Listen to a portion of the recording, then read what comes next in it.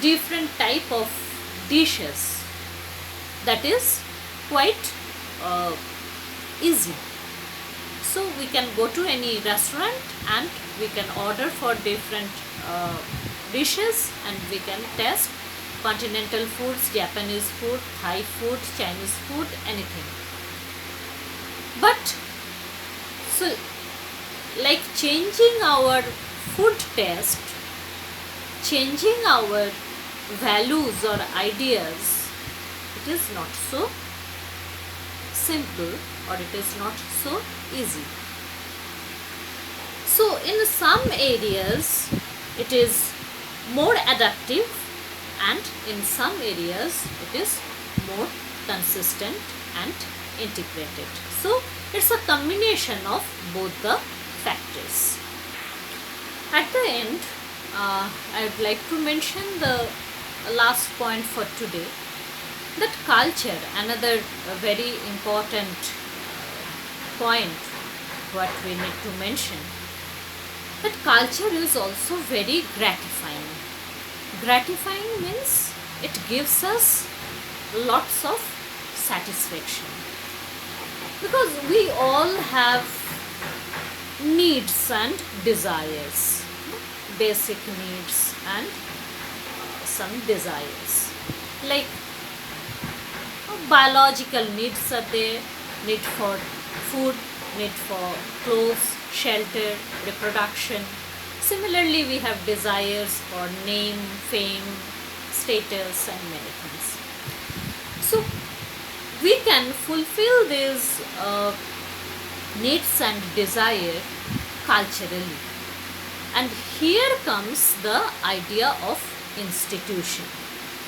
So in cultured society, in human society, for the fulfilling of our needs and desire, culturally, in a cultural way, we have some norms, habits, values, folkways, mores, and cultural behavior and institutions. So if I feel hungry, if I am on the way to my home, and if I see any restaurant or any food plaza, we can't simply enter and jump on the food, isn't that? If I don't have money, or if anything, if like, okay, I have to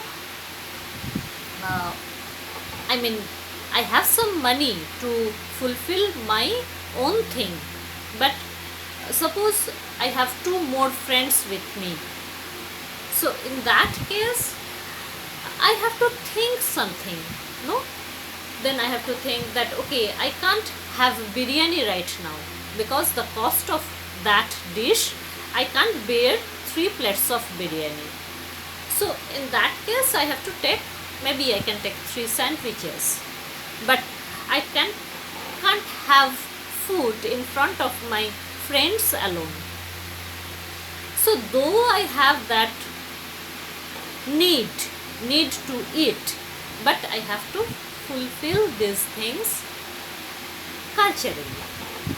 So there are many examples in our everyday life like that, and as it is our very fast discussion, gradually, and